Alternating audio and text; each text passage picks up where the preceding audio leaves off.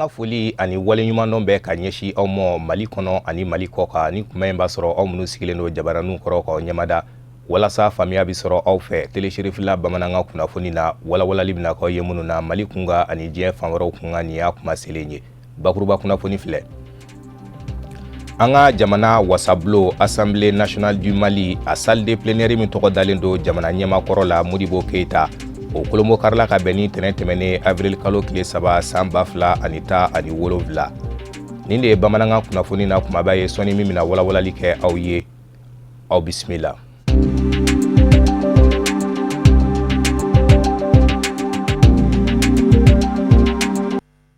An ye a jira u la k'a fɔ a Seyid Sherif Ousmane Madani Haidara alisilamɛya dɛmɛtɔ Ansaru kungilenna ani groupement des leaders spirituels musulmans du Mali ma ɲɛma a bɛ taama la Kɔrɔwari jamana kɔnɔ bi tarata doya in na a taara foli bila ye alimamiw ka fara ɲɔgɔn kan jɛkuluba ɲɛma la n'o ye président du conseil supérieur des imams de Côte d'Ivoire ye an ye mun sɔrɔ ka bɔ yen yɔrɔ la an ka ɲɛmada o fɛ. illa al-mahabba fillah rasulu yɛrɛ ko sallallahu alaihi wasallam an delila k'o fɔ yan nasiɲɛ joona na haqqat mahabbati للمتحابين فيا حقت محبتي للمتزاورين فيا حقت محبتي للمتبادلين فيا أكواك كانوا واجب على مغوية مغومنو ينيون كانوا على يركما نسلما فلا ينيون كانوا أما كدورة كوسو أما كبروفيتيري كوسو أما كفوك أفري باني نيونجي أما كفوك awa sinjire bawni ɲɔgɔn fo ka ɲɔgɔn kanu ala kosɔn ko ala ko k'ale ka kanu wajibiyala olu ye o kanu kɔfɛ n'aw wulila fana ka taama ka taa ɲɔgɔn fo ale ala kama a ko ale ka kanu wajibiyali ye n'aw fana y'a bolo labɔ ɲɔgɔn ma ale ala kosɔn ale ka kanu wajibiyala ye o tuma na o kanu mun ye a bɛ komi ziyara in bɛ fɛn ye min m'an bɛɛ lajɛlen sɔrɔ ɲɛ ala la ala m'an sɔrɔ ɲɛ ala la ala m'an diya la ala ye ka ala fana diya an ye k'a ka ziyara in kɛ jamana yɛrɛ ma karama ye ala m'o kɛra k'a kɛ harijɛgɛ ye ala m'o kɛra k'a kɛ nɔrɔya yɛrɛ ka d'an ma ala m'o kɛra k'a kɛ kana ye ka d'an ma ala m'o kɛra ala bɛ adamaden bɛɛ sɔn ta sɔn cogo la ala ye fɛn min d'ale ma bi a ye bonya min d'a ma ka silamɛya fana drapeau ta ka d'a ma o ye bonya ye ala t'o kɛla bɛɛ ye an fana b'a ɲini ala fɛ k'a kɛ silamɛya dɛmɛbaga ye ala m'o kɛla k'a kɛ silamɛya dɛmɛbaga ye ala m'o kɛla k'a yɛrɛ kɛ misɛnnin ye ka silamɛw cɛ kalan ala m'o kɛla an yɛrɛ bɛ waati min na nin waati in barawu ka ca fitina ka ca a ko kuraw ka ca k'an kisi ka bɔ fitinaw ma ala m'o kɛla mɔgɔ t'a fɛ k'a fɔ diɲɛ laban sera nka diɲɛ laban taamasiyɛn caman bɔla rasulu ye fɛn minnu fɔ o caman fɔla ni i taala bi ka taa don Dubayi yɔrɔw la ka taa se bunjanw kɔrɔ pétrole tɛ yen foyi foyi tɛ yen rasulu ka hadisa ko bɛ bila i kɔnɔ hadisa min a fɔla ko ni kana ye waati min fantan sennakolon sagagbɛnnaw n'i kɔni olu ye tuma bɛ bunjanw la tuma min ka taa u kunfɛ diɲɛ bunjan bɛɛ la bunjan bɛɛ bɛ Dubayi de bi foyi de fo Sahara sagagbɛnna kɔrɔw tunu n'i ko waati tuma ko diɲɛ laban waati sera mais ala ka san n'anw ka san tɛ kelen ye ala ka don n'anw ka don tɛ kelen ye kosɔn ko caman bɛ kɛ bi a bɛ bala an na a b'an kɔnɔrɔ fili dɔw yɛrɛ fana bɛna kɛ u bɛna bala a b'an kɔnɔrɔ fili ala m'an kisi ka bɔ masigiw dajali ka fitina ma n'o fitina fana sera ko bɛna kɛ a b'a adamaden dɔw ka limaniya bosi u bolo ala ka n'o k'an ɲɛna ala ka n'o k'an ɲɛna o ko an bɛ karamɔgɔ fo k'a barikala ala foni kɔfɛ ani ala barikala kɔfɛ k'a ko ɲumanlɔn fana a kɛra ka bonya la an kan bawo mɔgɔba de bɛ mɔgɔ wɛrɛ bonya depuis a nana san joona min a taara an fo so kɔnɔ k'a ta olu ma san o san n'an nana a bɛna ka na foli kɛ an b'a fola o la ko a ni ce ko a barikala ala y'a sara ala y'a fanga se ala y'an bɛɛ fanga se ala y'an bɛɛ dɛmɛ ka diinɛ in bɔ bolo la bi. An ka jamana wasabulon Assemblée nationale du Mali a salle de plénière min tɔgɔ dalen don jamana ɲɛmɔgɔ kɔrɔ la Modibo Keyita o kolomokarila ka bɛn ni ntɛnɛn tɛmɛnen avril kalo tile 3 a baara kolomokarili senfɛ jamana maa ɲɛma caman yera a kɛnɛ kɔnɔ ka fara dunanba dɔw kan ka bɔ Turki jamana kɔnɔ. An ka maa minnu kun bɛ a kɛnɛ kan o ye Amadu Kamara n'a ka jata la Mohamed Sidibe. Mali wasadenw ka bulonba n'o ye Assemblée nationale ye n'an b'a wele ko Sal Modibo Keita ka kɛɲɛ ni députéw ka wulikajɔ an'u ka laɲini u ka soba in a kurayara Turki jamana fɛ. Bi an bɛ k'an ka salle plénière inaugurée. Vraiment a diyara n ye a bonyana ma parce que an ka diplomatie an ka président de l'Assemblée delila ka taa Turki ani Turki président de la République yɛrɛ kumana bon bɛɛ y'a yira k'a fɔ ko an ka coopération ka kan ka abouti olu n'u bɛ se ka min k'an fɛ u b'o kɛ n'a yɛrɛ bɛ se ka min kɛ u fɛ an b'o k'u fɛ yen donc vraiment ne b'a fɔ ko nin ye président de l'Assemblée de ka baara ye ale de sera u ma an kumana olu y'a yira k'a fɔ ko u bɛ se k'an dɛmɛ k'an ka assemblée dilan n bɛ se k'a fɔ fana k'a fɔ ko président de la République fana a bɛ ka baara caman kɛ pour que ani Turki ani jamana wɛrɛw an ka tigɛ di ɲɔgɔn ma an ka ɲɔgɔn sɔn hakili la n'an bɛ se ka min ɲɛnabɔ min ye an k'o kɛ ɲɔgɔn ye. Alhamdulillah rabbil alamin an bɛ Ala tanu an bɛ Ala fo an bɛ Ala barikada an bɛ Ala waleɲuman dɔn i n'a fɔ i yɛrɛ y'a fɔ cogo min na an ka salle plénière a korobokarila bi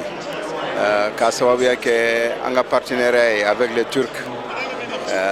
Député dɔw kun ye taama dɔ kɛ ka taa Turki jamana na o ni président de l'Assemblée tun bɛ ɲɔgɔn fɛ u taara ɲini Turkikaw fɛ k'a fɔ u k'an dɛmɛ pour que an ka assemblée bɛ se ka dilan an ka salle plénière in bɛ se ka kurakuraya o partenariat de kɔnɔ Ala fɔnisiriyara ma o baara sera ka kɛ bi a baara dirila a taara fo kalo 18 ɲɔgɔnna na mais Ala kitira la a baara banna bi Turki yɛrɛ délégation bɔ wuli ka bɔ Turki olu nana ka na Korobokar bi an b'o baara de la bi. Ko ne kɔni nisɔndiyara k'a ye k'a fɔ baarakɛyɔrɔ dilanna a cɛ ɲana ka waleɲuman dɔn kɛ ka se Turki ma nka ma kunnawolo parce que kunnawolo tun ye min ye nin ko in na ingénieur b'anw bolo architecte b'anw bolo nafolo bɛ an ka jamana kan anw ka yɛrɛma hɔrɔnya n'an ka danbe bɛ kɛ yɔrɔ min na o kuma kan ka fɔ yɔrɔ min na n'o latigɛra mɔgɔ wɛrɛ fɛ fo woro ka discours la o de b'a fɔ ko yan ye yɛrɛma hɔrɔnya ni danbe sabati yɔrɔ ye yarɔ kɔni a kɛra nisɔndiya tɔ ka jɛ ye. Bibi na Turki nana ka na ni an ka Assemblée nationale salle plénière dilan k'a ɲɛ ka kɛ kura ye avec toutes les commodités fɛn bɛɛ bɛ yen nɔ vraiment a bɛɛ ye moderne ye an b'u fo k'u waleɲuman dɔn. Alhamdulillah rabbil alamin an bɛ Ala tanu mɔgɔw ka kuma don ko yeko bɛ fɔba a yɛrɛw ye salle kura kɔnɔna ye an bɛ foli fɔlɔ an ka assemblée président na sabula ŋaniya ɲuman bɔra ale de la ka se turukikaw ma n'u y'a ka wele jaabi na ale kun ma ŋaniya ta k'a ɲini u bolo la o kun bɛ se ka ko wɛrɛ kɛ min tɛ nin ye nka le fait que ale y'a ŋaniya ta k'a ɲini u bolo u y'a ka wele jaabi vraiment an b'ale de fɔlɔ fo ale ka foli kɔfɛ vraiment an bɛ turukikaw fo sabula u ye nin baara min kɛ vraiment a diyara jamana ye a diyara jamanadenw ye kɛrɛnkɛrɛnnenya na a diyara députéw ye sabula députéw u bɛ peuple de jɔyɔrɔ fa nin salle in kɔnɔ yan ni salle ɲuman labɛnna ka d'u ma a bɛ u ka baara nɔgɔya u bolo. An bɛ nin salle kura in kɔnɔ bi Turkiw ka dɛmɛ kɔnɔna na président de l'Assemblée a wulila a taara Turki a taalen Turki a ye laɲini mun kɛ o ye de ka Assemblée a bɛ se ka kurakuraya cogo min pour que députéw u bɛ se ka baara kɛ wasa la cogo min o hukumu kɔnɔna na de Turkiw ye laɲini sabati u nana u ye nin salle nin dilan pour que députéw u ka kɛ conditions na u bɛ se ka jamana kunkanko kumaw fɔ cogo min. Hakilina ɲuman de sabula salle nin kɛra cogo min na a bɛ an dɛmɛ ka se k'an ka baara kɛ lafiya kɔnɔ wa Turki y'a layidu ta an ka président ye n'o Isaka Sidibe il faut que o fana ka fɔ ale garisɛgɛ de ye nin ye ka bɛn n'a ye donc s'entend ne ye député bi de ne y'a ye k'a fɔ an bɛ se ka sigi yɔrɔ la yɔrɔ min an bɛ se k'a fɔ k'an ye député ye sabula an tun bɛ cadre travail min kɔnɔ a tun man ɲi. Ne ye assemblée dɔn ni député ka baarakɛyɔrɔ min ye o ni nin tɛ kelen ye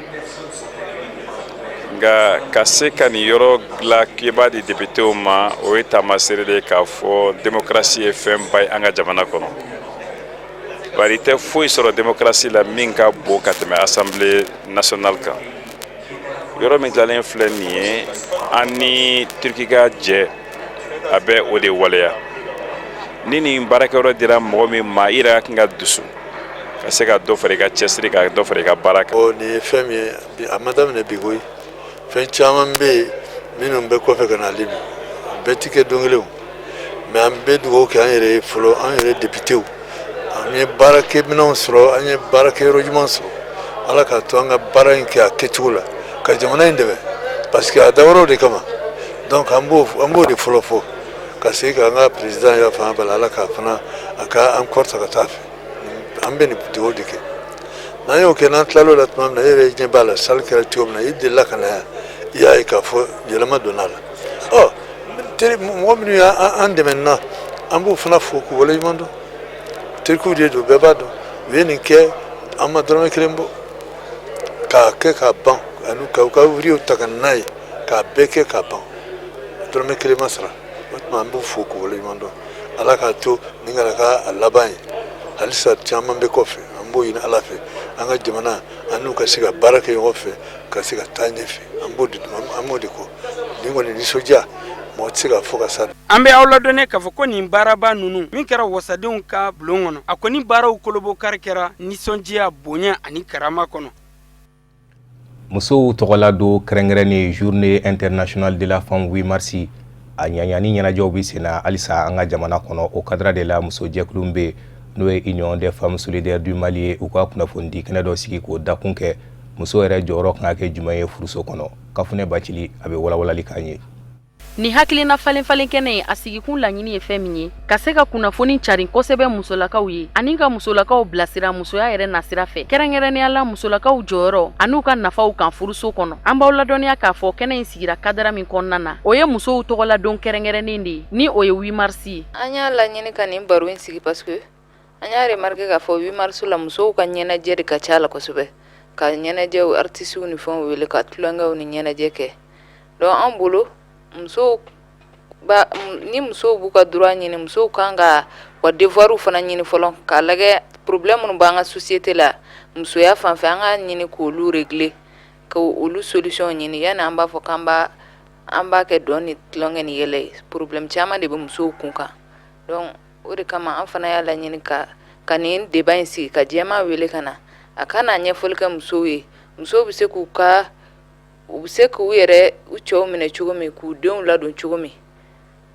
o de kama an ye nin débat in sigi jeliba fana laadala ko minnu bɛ furu kan musoya kan a ka n'o ɲɛfɔ jama ɲɛna. Muso jɛkulu min bɛ wele ko Union des femmes solidaires du Mali u ye nin kɛnɛ in sigi sen kan walasa ka musow tɔgɔladon ɲɛnamaya ani ka bonyamasegin ta ka ɲɛsin musolaka kelen-kelen bɛɛ lajɛlen ma. Ne b'a fɔ musow ye bɛɛ ka fara ɲɔgɔn kan an ka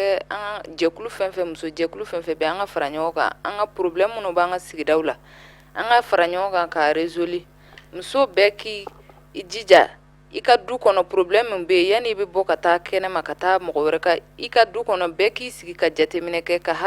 k'i hakilina jigin k'a lajɛ k'i yɛrɛ bila en cause bɛɛ ka problème bɛ yɔrɔ min i bɛ se k'i ka foyer arranger cogo min donc ne bɛ appel lancer muso bɛɛ ma bɛɛ k'i jija i ka foyer la i bɛ baara la i bɛ fɛn na foyer o de ye muso ka sinsin yɔrɔ de ye yen minnu fana ma furu Ala ka furu nɔgɔya u ye minnu bɛ gɛlɛya la Ala ka ta fanga di bɛɛ ma. Hakili jiginna an b'aw ladɔnniya k'a fɔ muso jɛkulu min bɛ wele ko l'Union des femmes solidaires du Mali ni laada in sigilen bɛ u bolo san o san 8 mars mana se ni ka tɔnden bɛɛ la fara ɲɔgɔn kan jɛkulu in ɲɛmaamuso ka yamaruya kɔnɔ ni o ye madame Mayiga Umu Mayiga ye ni ka jɛ ka musow tɔgɔladon ɲɛnamaya ɲɔgɔn fɛ u seko n'u damayira la ɲɛnamaya cogo ɲuman na. O de bɛ an sɛnsɛn ka se diɲɛ fan wɛrɛw kunnafoniw ma karamɔgɔ Musa Fɔnba a bɛ walawalali caman k'an ye.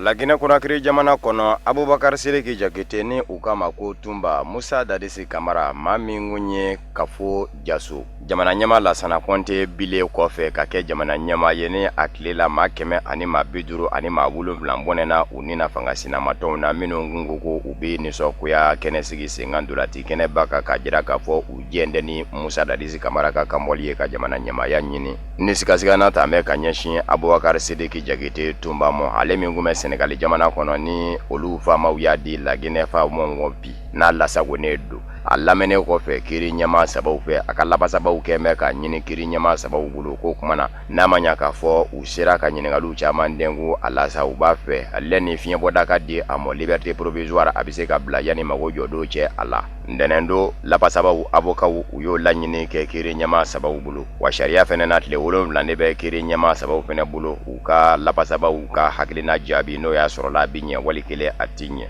ami awladoniya ka fo matani duru minu ndogo foledo lagena kuna kirindulati kene ba makeme ani mabeduro ani ma wolonvla fanga sinamaton boneni na unina ale kelen doronde sembe ka mine ka lasa gobi maere mi ngunye akwere nyama baye ado ni oye Musa Dadisi Kamara ye obila mabe Burkina Faso fa bala waga wabe so mi ngono akulinde lakanati kila mafe kajira ka fo mamine nendo kirifu ite akunga do yerube olu mino ni Musa Dadisi Kamara kunye tama nyonye olu yeru do bilama ukeme ka joyoro bado mine misali yala lakini kuna kiri marabolo ma nyama gouverneur oyo madoi mami vene nyeshine do drogu kelelima ani wale jugu kelelima o fana ya makoro doyi nga Sheikh Sako ni oye lagina kuna kirika uka kiriko ministry o ya yira ka fo ma o makori ndi to fole dudu ma keme ani ma biduro ani ma wolo lan walila ko ni kiri mago joru la kuma o kuma ko halino ya sorla o be jamana furuba chaba do kuna ubo blakata blakiri ka boloka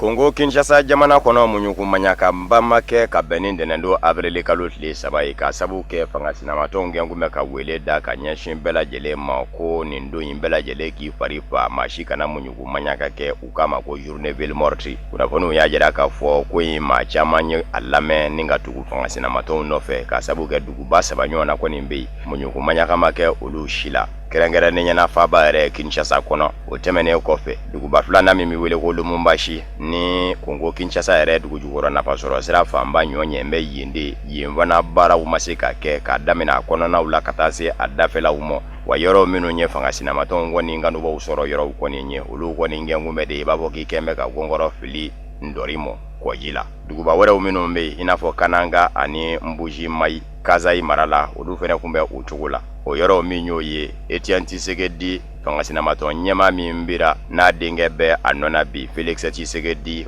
o yoluka kono ye waye ngoni mode mabofa njifei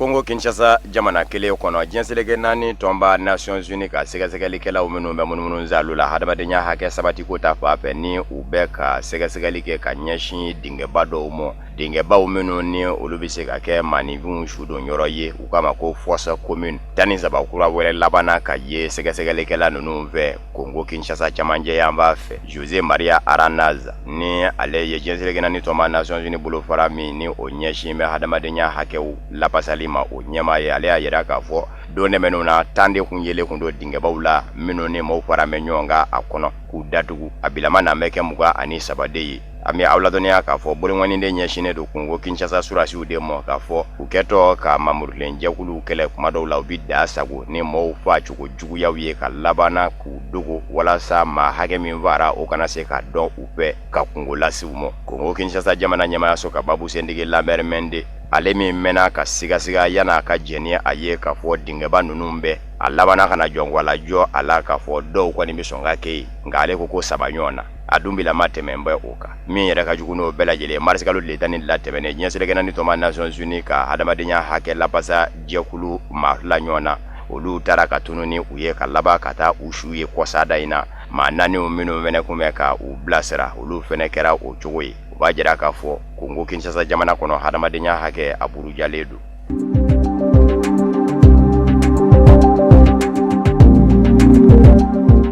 Angola jamana siya woloma kɛlɛ guerre civile a b'a ni bi cɛ san 15 don ka bɛn ni avril kalo tile 4 ye coyi san 2002 avril kalo tile 4 fangaɲinijakulu min bɛ fanga na bi Angola jamana kɔnɔ jamana ɲɛma Jose Eduardo dos Santos ka fangaɲinijakulu ale ni mamurulen jakulu min jara k'u tɛgɛnɔ bila bɛnkan sɛbɛn na u bi wele ko UNITA o y'a sɔrɔ Angola jamana san 20 ani san 7 de kɛra siya woloma kɛlɛ la. Jose Eduardo dos Santos ale de ye MPLA ɲɛma ye maa min kun y'a faden ye o ye Jonas Savimbi ye tɛgɛnɔ bila kɛlen kɔfɛ bɛnkan sɛbɛn dɔ la san 1991 n'o ma sira sɔrɔ ka laban kana dɔ tɛgɛnɔ bila san 1994 o fɛnɛ ma sira sɔrɔ a ma ɲa min kɔ a kɛra o ye cɛw karila ɲɔgɔn na mugu ni kisɛ dadigi kɛra Jonas Savimbi la kabini Jonas Savimbi fɛnɛ bira ka bɔ UNITA ɲɛmaya la a b'i n'a fɔ ni ye sa kunkolo bɔ a la tɔ bɛ to juruden ye UNITA ko sina ka bisi basa ten san 2002 de Jonas Savimbi yɛrɛ kɔni fara Jose Eduardo dos Santos ka jɛkulu MPLA fɛ kabini o kɛra sa mugu manga dara Angola jamana kɔnɔ fɔ yɔrɔnin kelen be u ko yɔrɔ min ma ko Kabinda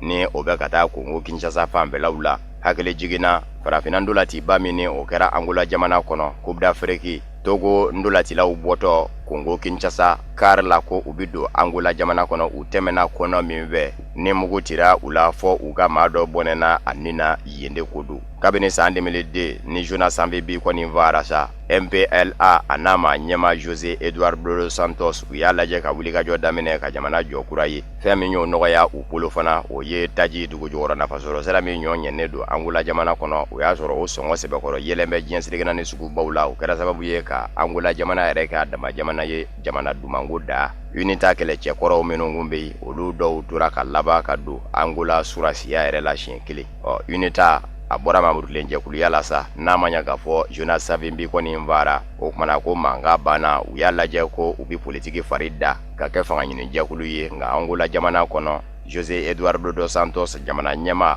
a n'a ka fangaɲini jɛkulu kɛmɛ ka kɛnɛ minɛ nin bɛna k'a siɲɛ fɔlɔ ye Jose Eduardo dos Santos jamana ɲɛma kɛlɛ kɔfɛ ka san 30 ani san 8 kɛ ka Angola jamana mara a k'a jira k'a fɔ a t'i kanbɔ ka manda wɛrɛ ɲini o kɔrɔfɔ ye min mɛna UNITA jɛkulu kɔni fɛ o y'a jira k'a fɔ a jar'u ye a n'a kɛ sababu ye ɲankuma olu dɔw fɛnɛ ka jamana mara kuma kasi.